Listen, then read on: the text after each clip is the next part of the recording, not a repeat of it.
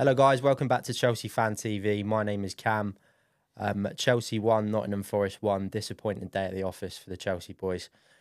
I'm joined in the studio by Scott. Thanks for coming down, mate. Really appreciate it. Both knackered after watching that. This is a bit easier when we're both tired and you can watch a fun game. But I mean, the last 20 minutes was exciting, but other than that, it was pretty bad all round, really. I mean, the first half was one of the worst I've watched all season. Scott, would you agree? No, I agree. I think that and probably second half of Palace Yeah. has been some of the worst football we've seen. Obviously, ignoring City, Yeah. as I often do.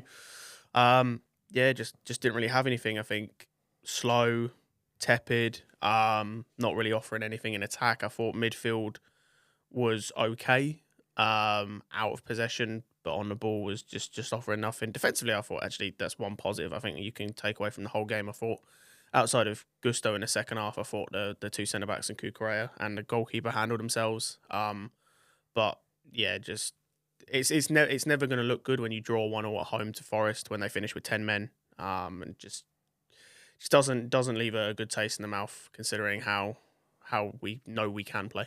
Yeah.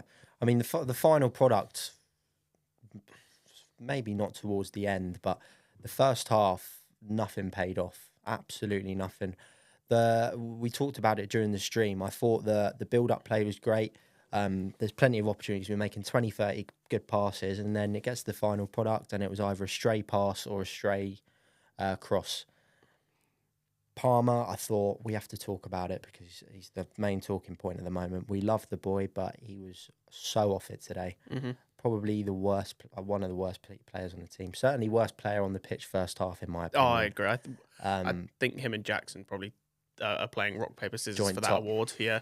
I think first half especially was bad. Errant passes, like you mentioned, just wasn't getting involved. Wasn't really doing what we expect. Second half he improved. I think after we scored, he got more into the game. But first half wasn't good enough. Jackson the same. I think that's the worst Jackson performance we've had this season by a whopping margin. Again, not good enough.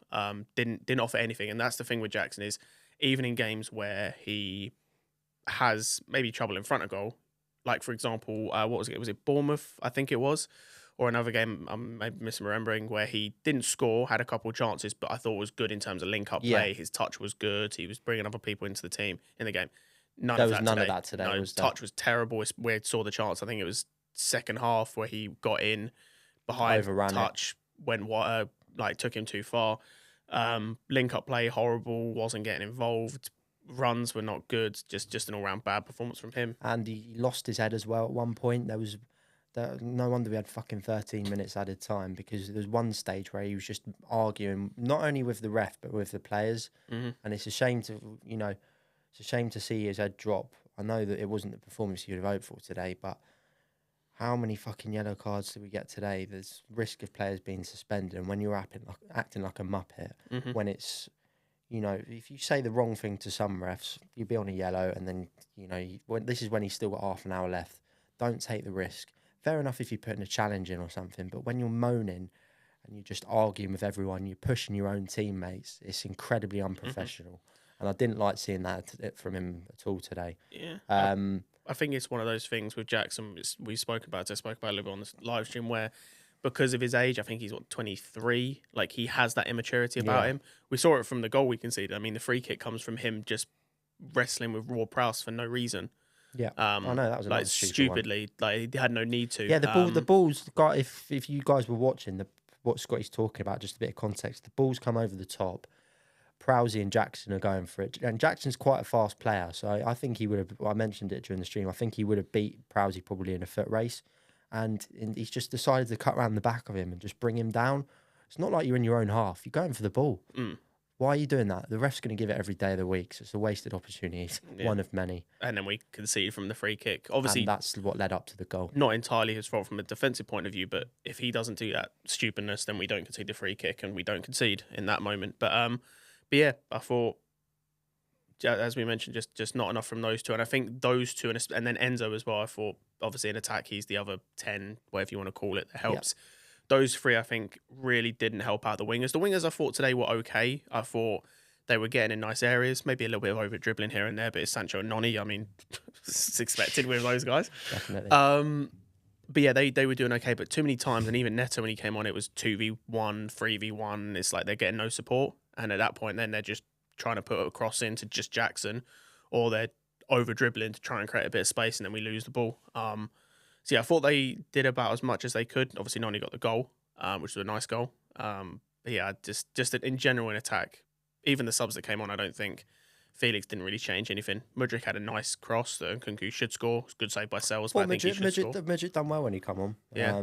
And I didn't watch the game on Thursday because I was working, but you mentioned he had a good game Thursday as well. So it's nice to see, because he's never going to, at this stage, he's not going to get a full 90, isn't he?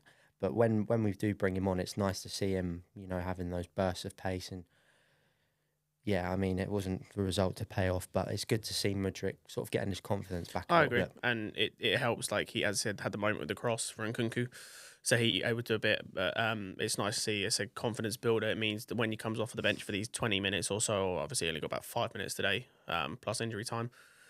Means he'll get a bit more confidence and do a bit more. But yeah, he kind of had a similar-ish problem. Neto had the same problem. Madueke was having 2-3v1, couldn't really do much. And Nkunku was, I thought, anonymous, not for his own fault. I think that's what happens when you play a low block, 10 men behind the ball, or 9 men as it was at the time. Had the one chance, probably should score, but yeah, just all-round attacking performance, therefore, was incredibly poor outside of the goal we scored and the 1 or 2 chances we created. Yeah, definitely. Let's move on. Let's talk about the ref. I mean, I thought he was horrific. I didn't think he was too bad the first half, but there was so much stuff as a fan watching it that I was unclear on. Mm-hmm. And we mentioned it when Taylor refed as well. He was fucking shocking. The standard of refereeing in the Prem, a couple of years ago, it was the Championship that was the worst. I mean, the Championship had worse refs in than League Two. The Prem, I don't know how these refs are allowed to fucking do it week in, week out. Even for the Prowsey freaking stuff, it felt to me like he had no authority over that game. He was struggling to get the free kicks going when sort of, players were ready to take it. He couldn't control the players that were behaving badly or whatever. But all I saw him do was just going up to people. He was so laid back. Calm down. And you think, fuck off. You need to have a bit of authority in a game. If things are starting to go wrong, you need to start telling players to pack it in. And I didn't feel any of that from him today. The fight went on way too long. He had no involvement in that whatsoever. I mean, let's talk about the Cucurella yellow. This is a player that the 2 players that we needed today not to get booked got booked, so they'll be suspended for Liverpool. But how on earth has he given Cucurella a yellow card?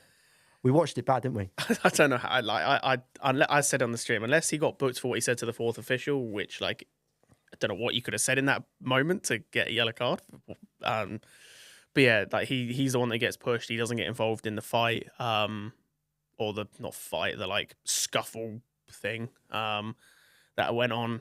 Don't know how he gets booked. In terms of the ref in general, I actually thought he had a good game. Up until the Gibbs White sub or the incident, he got injured and the Ward-Prowse. It was all downhill from there, wasn't it? I said at that point it kind of felt like he did lose the game a little bit, and I think Palmer got booked. I don't know what for. Nuno got booked again. I don't know. We didn't know what that was for. Palmer got booked. Maybe I don't know. Was it because of what he said or something? I don't know. Nuno got booked, and again, I don't know why Nuno got booked. It was hard. It's hard for me and Scotty because we don't have the sound on it here, so we have to just go from what we see. But I mean, if there's anything that you guys saw, let us know in the comments. But from what we saw visually, we were just going, what's going on? Yeah. Because we just, as a fan, we had no idea what was going on. And it's probably the same in the stadium, to be fair. Yeah, because the Palmer yellow led from the Jackson incident, which we didn't really understand. We just saw Jackson kind of throwing his toys out the pram, so to speak. But we didn't really understand what that was down to. It was all over the place. But no, as I said, I don't think he had a bad game. But yeah, it's just at the end, he kind of lost it a little bit. And I think our frustrations come from the Cucurella yellow card more than anything, because I thought every other yellow he gave was justified. Actually, apart from that and the Palmer and Nuno ones, which we've spoken about, everything else was justified. It was poor challenges. Cole was a bad challenge. Williams as well. Obviously, I think from our end as well, you had Caicedo got one because he was late. Neto as well. Fafana was late. That's how he got his yellow, so he'll be suspended, as we mentioned. But yeah, apart from that, the Kukurea one, I think, is where we get a bit of frustration from, because we're going to miss him for Liverpool. Obviously, we got Vega, but who's a good backup. But you'd obviously want your best team that you could have for Liverpool. Absolutely. Yeah, it's a shame those two getting them obviously suspended. If there could have been anyone, just not them today. And we managed to do a double header on that one. So good job in that aspect. Let's talk about the goals. The first goal we'll start with. Just sort of switched off, really, didn't we? I know we mentioned it when we talked about obviously giving the free kick away with Jackson and stuff, but yeah, the ball's come over. Gusto, I think it was Gusto that went up for the header. Just no effort in it whatsoever. The ball's come across, and obviously Chris Wood's put it in the back of the net, but it looked like the whole team just switched off. Yeah, I think we've obviously improved on set pieces since we got the new set piece coach in, but I think there's still some aspects we need to learn. What do you think on the defending the set pieces? Or? Yeah, because I think if you when we went back and watched the replay, it's a mismatch between Milenkovic and Gusto, but it comes because I think Gusto was picking up someone else, and people just seem to lose their men, and I think that's how it ends up as a mismatch. Yeah, and then Caicedo just lets Wood get ahead of him, and that's. Do you think it was more of a communication problem than? But maybe communication, but I think it happened so quickly. I don't know how that can be a communication problem. Yeah. Because I think as well, at the back post, it was Madueke and Gusto marking about 3 or 4 players, including Milenkovic, who got the assist. So I think that's a mismatch in itself as well. And I think as I said, we've obviously got better because we're defending most of them better and we're scoring more. But I think there's still some aspects that are a little bit, it's not quite all the way there. Yeah. And obviously, let's talk about the Chelsea goal as well. Noni cuts inside, puts it away on his left. I think that was one of the first shots that we actually had.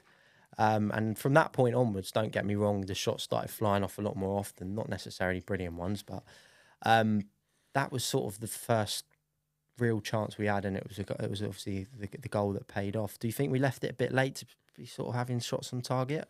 I think so. I think this is a problem that we have kind of twofold. I think number one is the way we play necessitates sometimes that players look for the pass or try and dribble a bit to open up space more than just having a shot. I also think we don't have that many players who can do long shots. I think if you think, I can think of Noni can, Caicedo. Of those that started, those are the only 2 really that come to mind. Palmer to me sometimes, but it's a lot more he places his long shots rather than just hits it. Outside of those 2, there's no one I really look at and go, you can hit, like you can take a shot from, like, you know how Rodri does for City, for example. But yeah, it's something we asked for and we didn't really see it at all in the first half. Like you said, I think that was one of the first shots on target we actually had, but we needed to do it more because that can happen. You know, it wasn't an amazing shot, but you had 3 players in the way and goalkeeper's unsighted. I was going to mention actually, it's lucky that it went in because it's gone under 3 players. I think the man that was on Noni managed to get a slight touch to it, but it wasn't exactly the hardest of shots. There was a close one as well in the first half, wasn't it, where it went through 2 of their players' legs, and that should have been a goal as well, where it rolled across the line. It's not like we didn't have chances. I'm still yet to see the stats on sort of shots on target and stuff, but we definitely had opportunities, especially the last 20 minutes to put that game to bed. But I mean, it's a tough one for me because what I'm going to go on to next is the keepers were absolutely fantastic. Oh, but yeah, both of them. On another day with a different keeper, we'd have scored in those positions. So I don't think you should necessarily criticise in that aspect. But yeah, it's Matt Sells is their keeper, isn't it? Yes, indeed. And obviously Sanchez for us. But those boys pulled out some hell of a wildy save today, didn't they? Yeah, they did. And I think, just going back slightly to what you mentioned about chance, that's where, like, when it comes to how we perform today, outside of, like, some of the attackers not offering quite as much, I don't know how to judge how we win this game on another day, if that makes sense. Because, like, I wouldn't say... It wasn't like I think because I know some people might say we struggled to break down their low block. I don't think we did because we still had chances. But yeah, we just didn't quite click in the end. But going back to the goalkeeper, I think, both of them, I thought Sanchez had a couple in the first half, not really too much to do. Sells as well didn't have too much to do outside of the one that went through him that was cleared off the line. But then in the second half, both of them came out with brilliant Yeah. saves. I mean, Sanchez had the one from Williams first, and then we go up the other end, and Kunku should score, and it's a great save by Sells. And then I think Palmer, the double Palmer as well. But actually, I forgot about that before that. He had the double Palmer save from Sells as well. And then, and then right at the death, Sanchez had arguably the best save of the game from, I think it was Jota.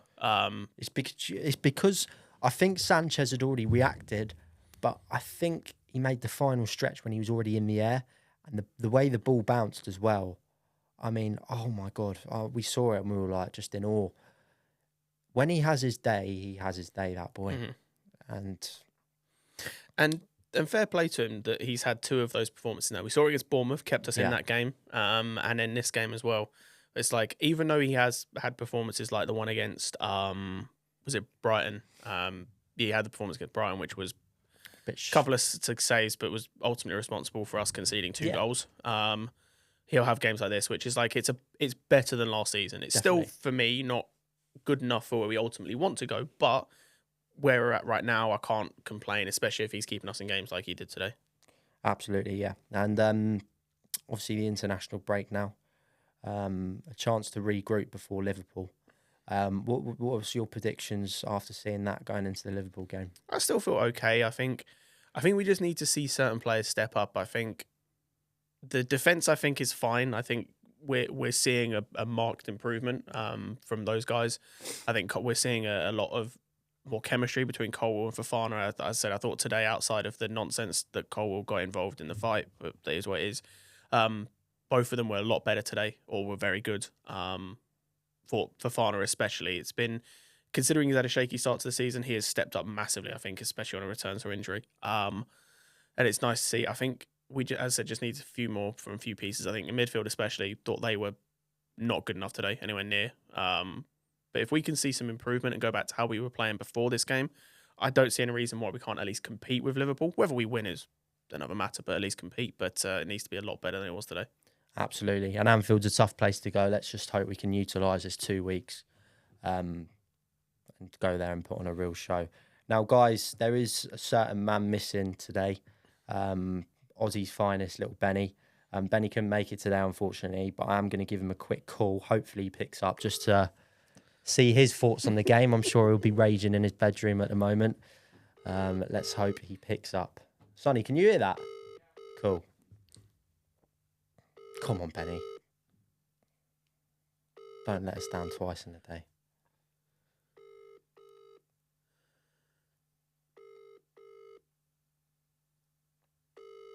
The anticipation is palpable. Any day today, Benny. Any day today. No, that's not working. Oh, well. We'll leave it. I'll give him a call when we're waiting. But yeah, I mean,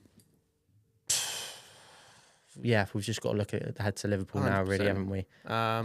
Just hope for no injuries in the international break. There's the usual.